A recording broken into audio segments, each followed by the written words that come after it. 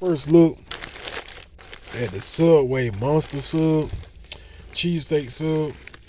As you can see here, I added like pepperoni, bell peppers.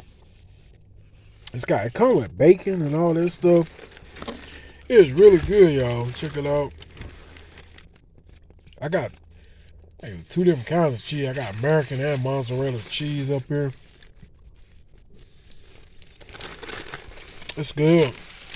This sub was $12.84. Check this out.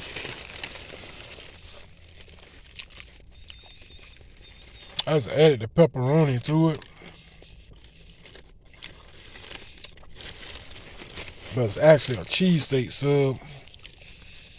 You see the steak, the bell peppers, the mozzarella cheese. It's good though, y'all. Y'all try that Subway cheesesteak monster sub. It's good. You can see the cheesesteak good here. See the mozzarella cheese. I added, like I said, I added the pepperoni to it.